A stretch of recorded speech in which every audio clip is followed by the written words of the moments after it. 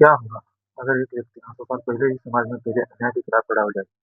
क्या होगा अगर एक महान विचारक जातिवाद, भेदभाव और अंधविश्वास को चुनौती दे? एक दार्शनिक, एक कवि, एक महान समाज सुधारक। यह कहानी है महात्मा बसवेश्वर, जिन्हें बसवन्ना के नाम से भी जाना जाता है। एक ऐसे महापुरुष जिन्होंने अपना पूरा जीवन समानता, न्याय और मानवता के लिए समर्पित कर दिया। आज के इस वीडियो में हम जानेंगे बसवन्ना की प्रेरणादायक जीवन यात्रा और उनके महान सामाजिक कार्यों के बारे में। महात्मा बसवेश्वर का जन्म 1731 ईस्वी में बागेवाड़ी, वर्तमान कर्नाटक में हुआ था। उनके पिता का नाम मद्रस और माता का नाम माधलाम्बिका था। बचपन से ही बसवन्ना अन्य बच्चों से अलग थे। वे बहुत बुद्धिमान, गंभीर और सवाल पूछने वाले थे।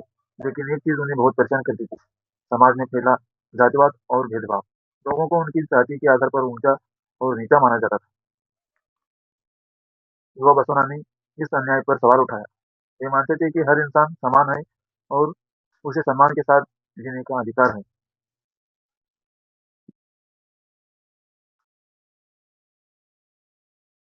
बड़े होने पर बसवन्ना कूड़ल संगम गए, जहाँ उन्होंने शिक्षा और आध्यात्मिक ज्ञान प्राप्त किया। यहीं से उनके विचारों को नई दिशा मिली। वे भगवान शिव के प्रति गहरी भक्ति रखते थे और मानते थे कि धर्म लोगों को जोड़ने का माध्यम होना चाहिए, तोड़ने का नहीं।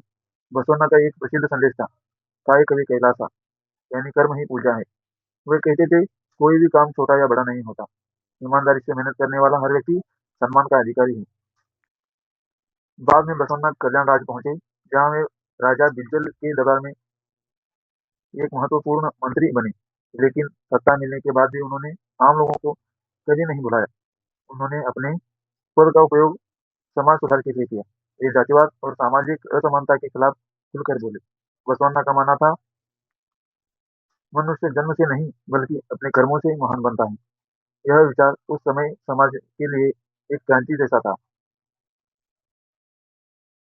महात्मा बसवेश्वर ने अपना पूरा जीवन एक समान समाज बनाने के लिए समर्पित कर दिया। उन्होंने संघर्ष किया, जाति भेदभाव के खिलाफ, छुआछूत के खिलाफ, महिलाओं के अधिकार के लिए, सामाजिक अन्याय के खिलाफ। उस समय महिलाओं को बहुत कम अधिकार प्राप्त थे, लेकिन बसवन्ना ने महिलाओं की शिक्षा और स्वतंत्रता का समर्थन लेकिन बसवन्ना ने महिलाओं की शिक्षा और स्वतंत्रता का समर्थन किया।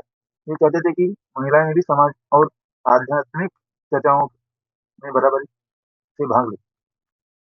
वे चाहते थे कि महिलाएं भी समाज और आध्यात्मिक चर्चाओं में बराबरी से भाग लें।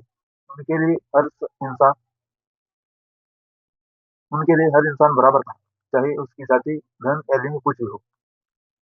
बसवन्ना की सबसे महान उपलब्धियों में से एक थी अनुभव मंडप की स्थापना। बसवन्ना की सबसे महान उपलब्धियों में से एक थी अनुभव मंडप की स्थापना।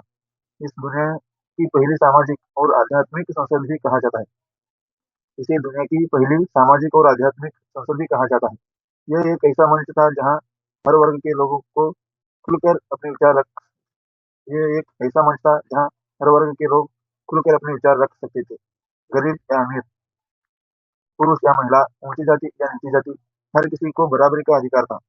यह समानता और लोकतंत्रता का प्रतीक बन गया। बसवन्ना केवल समाज सुधारक ही नहीं थे, वे एक महान कवि और एक दार्शनिक भी थे।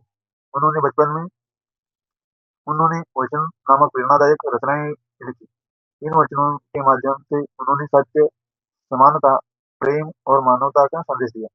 ये लोगों को अंधविश्वास छोड़ने और मानव सेवा अपनाने की प्रेरणा देते थे। उनका मानना था कि मानव सेवा ही सबसे बड़ी पूजा है। हालांकि बसवन्ना के विचारों को हर किसी ने स्वीकार नहीं किया। कई शक्तिशाली लोगों ने उनका विरोध किया। उन्हें उन्हें करने उन्हें कठिनाइयों और संघर्षों का सामना करना पड़ा, लेकिन उन्होंने कभी हार नहीं मानी। वे जीवन भर न्याय, समानता और सत्य के लिए संघर्ष करते रहे। आज भी सदियों बाद उनके विचार लाखों लोगों को प्रेरित कर रहे हैं। महात्मा बसवेश्वर केवल एक व्यक्ति नहीं थे, वे एक विचार थे, समानता की आवाज थे, न्याय का प्रतीक और मानवता के मार्गदर्शक थे। आपको बसवन्ना की आपको बसवन्ना जी की कौन सी सीख सबसे प्रेरणादायक लगी? कमेंट में जरूर बताएं। अगर आपको ये वीडियो पसंद आया हो तो लाइक करें, शेयर करें और हमारे चैनल को सब्सक्राइब करें। धन्यवाद।